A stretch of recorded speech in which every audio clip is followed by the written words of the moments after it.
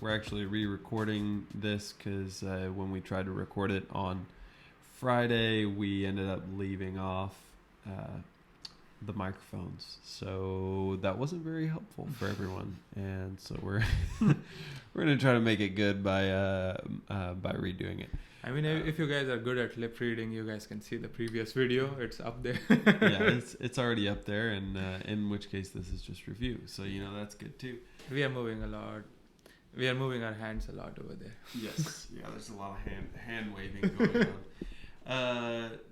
2 or 3 quick things before we get started. So here at UAB physically on November 11th, that's a Monday, we're going to be having Research Computing Day. So that is a full day of talks about things that people are doing with the UAB supercomputer and what the research computing team is doing to help researchers out, as well as hearing from those researchers in a poster session, and then also just in some discussions about what kind of things would make your life easier and better on the computational sides of things, and how we can better help out the research computing community here at UAB.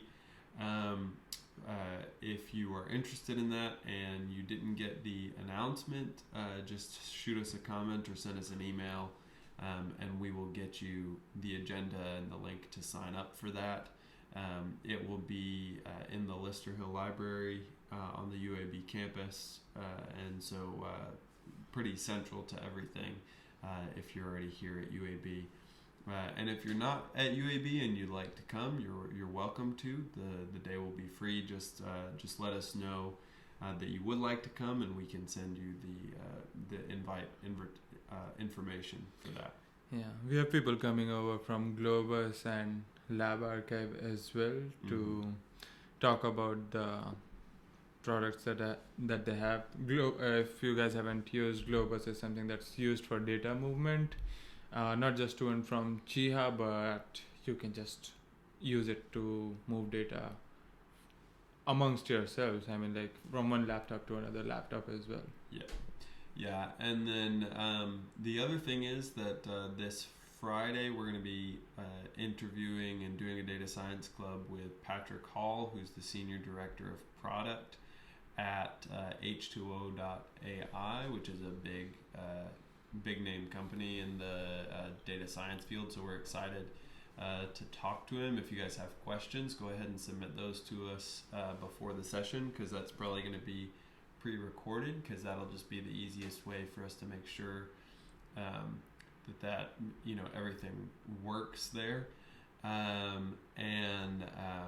Yeah, we're really looking forward to that. That should be a lot of fun, and it's fun that he's bringing a Jupyter notebook to kind of do the data science club the way that we've been doing it, which is to look at code and that kind of thing. So it should be fun. With that, today we're going to be looking at data visualization using the Seaborn library. We're going to look at this Kaggle page for data visualization. And this is actually a data visualization for non-coders tutorial. So we're going to kind of gloss over some of the pieces of it that talk about coding more in depth, because we've kind of talked about those things before.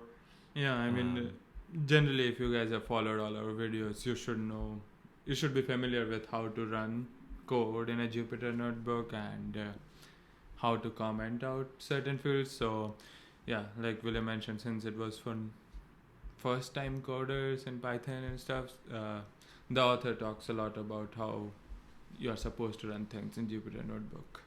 Yeah.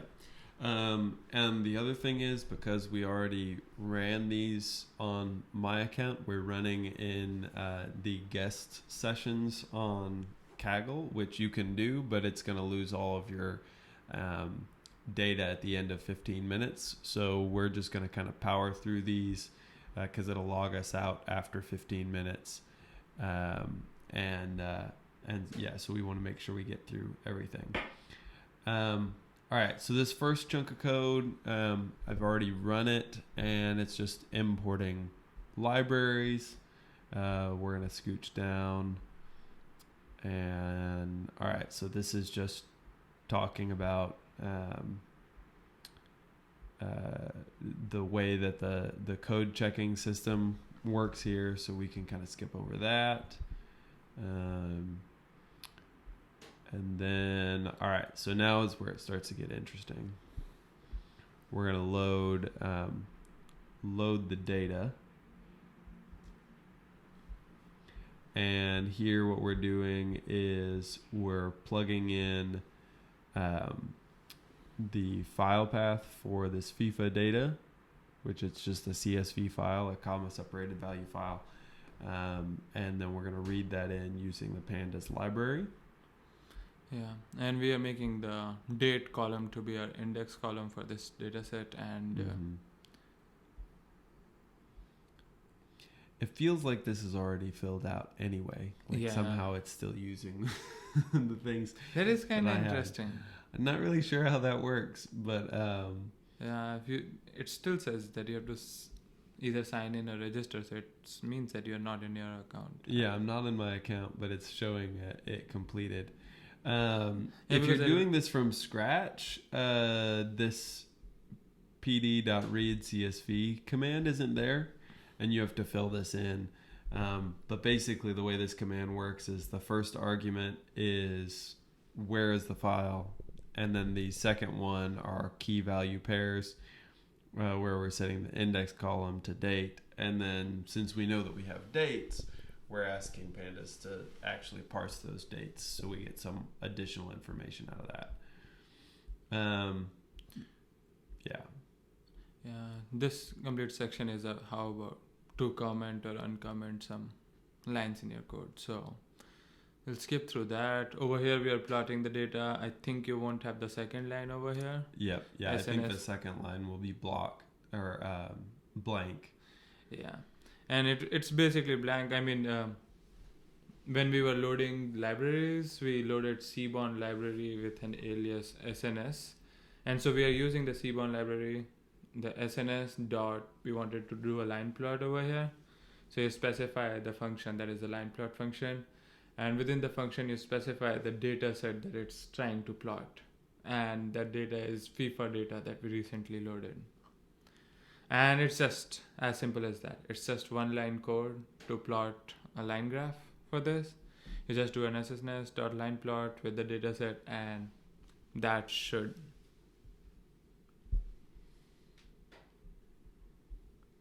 plot the line graph for you. Yeah, and so it's pretty nice. What we realized on our first run through of this last time is that this looks weird because just intuitively we would expect that the team that's doing better would be higher up. Yes. On the graph because they're quote unquote ranked higher. But the way that rankings work is that if you're the number one team, then your rank is number one, which is a lower number than the lower ranks, which would be like 20, 25, what have you. And so, for instance, Brazil is number one in 1996 through almost 2008. And so because Brazil is number one, then it's actually lowest on this line chart because of the way that line charts work. Yeah, that was our call, or that was the time when we realized, since the ranking is lower, those are way down there. Yeah. And I mean, if you're trying to represent it to someone else, that might seem very weird, because generally people, when looking at the graph, they try to look at the higher edge and like these are the good things. But Yep, exactly. All right, so that's pretty much this intro to data visualization. You can see with the Seaborn library, it's pretty straightforward to start plotting stuff, and you get a pretty nice looking graph.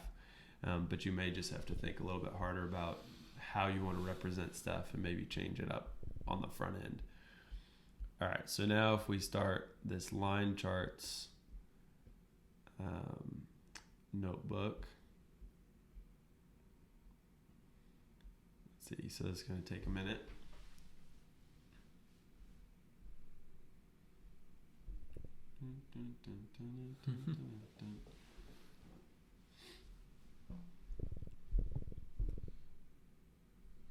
Let's see if this one is filled up as well. Yeah, if it is, then they must be using some other identifier. Yeah. Or maybe my Google Chrome remembers what I put in there or something. Yeah, but then it should not ask for signing in a register. Maybe the IP, but that's a lot. Then even I cannot do the same notebook different times. IP would be very stupid. Yeah. Maybe IP. MAC address. Yeah, maybe. That is very intrusive though. Yeah, it is. It is. All right. So let's see. So again, we're setting up our data visualization. And what this exercise is looking at, pretending that we're a data scientist that's trying to help the city of Los Angeles understand things about their museums. And so first things first, we're going to import our libraries. Again, we're importing the Seaborn as SNS. That's the Seaborn library for visualization. And it's actually a augmentation to the matplotlib library. So you kind of have to have both of those and not just one.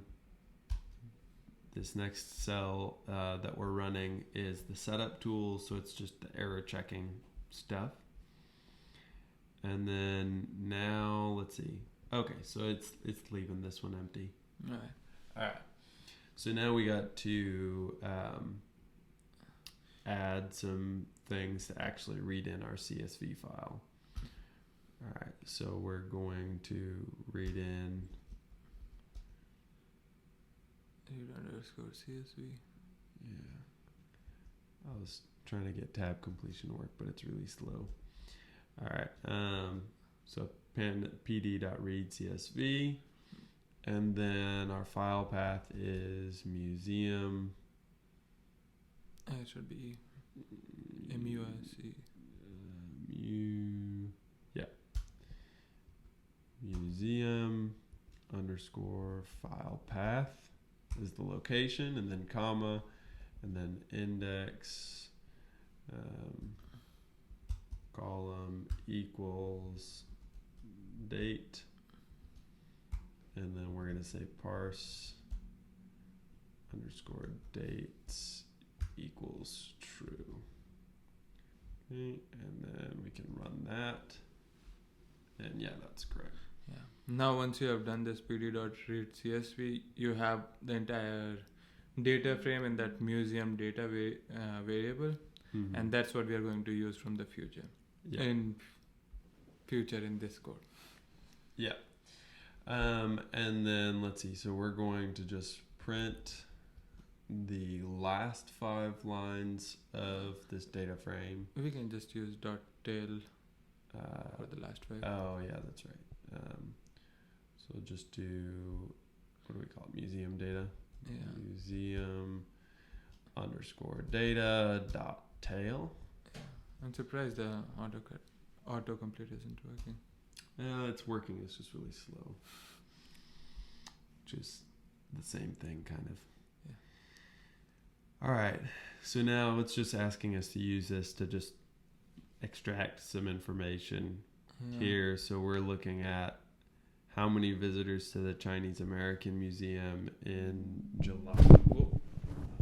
Somebody's calling my phone here. Probably a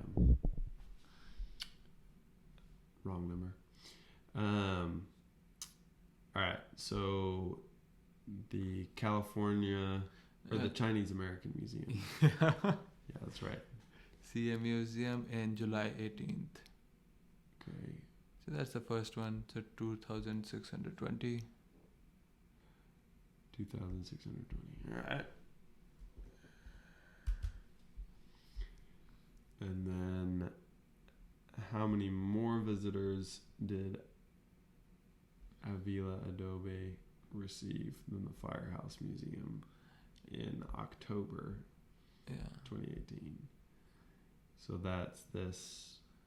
Yeah, 1920 to 80. 1920 minus the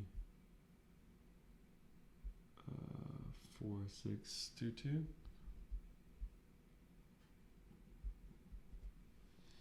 That should work. Yeah. Okay.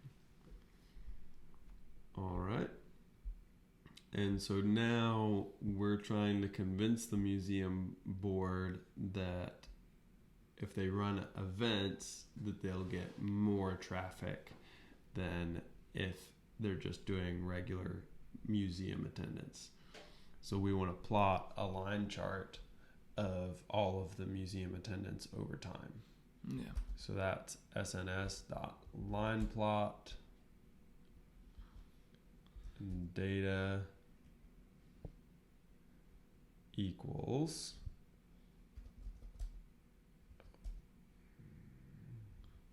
museum data, and that should do it. I think. Yeah. And so what we see is there was this event in 2014 that caused the Firehouse Museum attendance to spike even greater than what we saw at the Avila Adobe Museum. Yeah, and that's a good enough proof in this scenario, you were supposed to convince the museum administrators that having these events generally increases the visitors to a museum, and so showing this line graph is a good enough proof that having these events actually increase the number of visitors to that place. Yep. Yeah, and it would be interesting to have more historical data to see if it caused a persistent bump in attendance or if it's just the one-time bump. Yeah. All right, so now we're going to look at seasonality. And so we just want to look at how the attendance to the Avila Adobe Museum changes over time. Yeah. So I think that's SNS.line plot. Yeah. And then I think I can just put in museum data, square brackets, Avila Adobe. Let's see if that works. Oh, what did I do wrong? Oh, that's right. I remember. So we actually have to specify X that X equals to museum data dot index, and then Y equals the Avila Adobe data.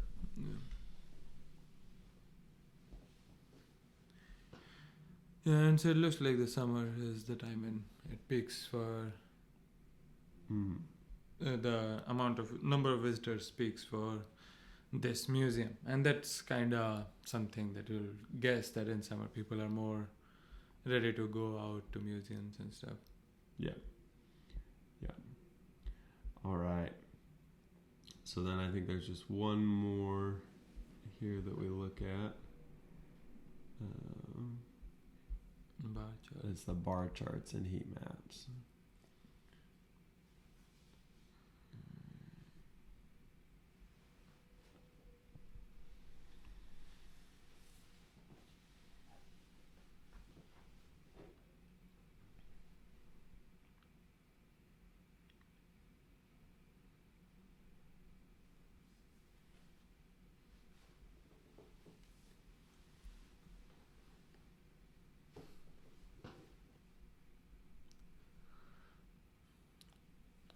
Started. Okay, perfect. That one started a lot faster. All right. So now we're going to be making bar charts and heat maps. The scenario here is that we want to create our own video game, and so we've pulled the reviews data from the IGN, which is like a video game magazine or website. So we're looking at the scores, the reviews for different types of video games across video game platforms.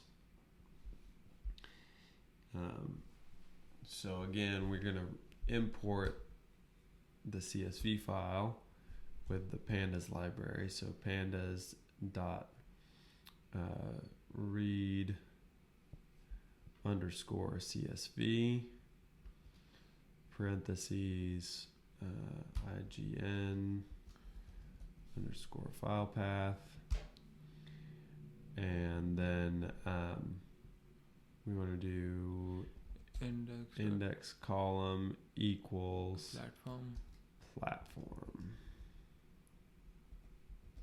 And then there's nothing to parse because it's not a date. Yep. Alright, so that was correct.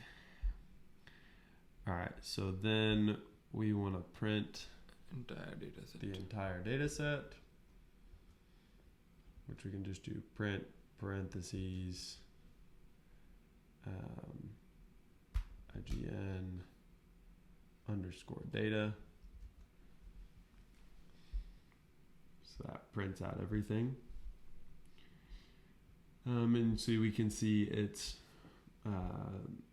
the index is platform, and then each column is a different genre of video game. Yeah. Alright, so the highest average score received by PC games. So that means we go to the PC row and we look 7.41, 7.75 is higher. See, 7.75. I think 7.75 is the highest. Yeah. Alright, so PC got the highest score on RPG, which is 7.75. Okay.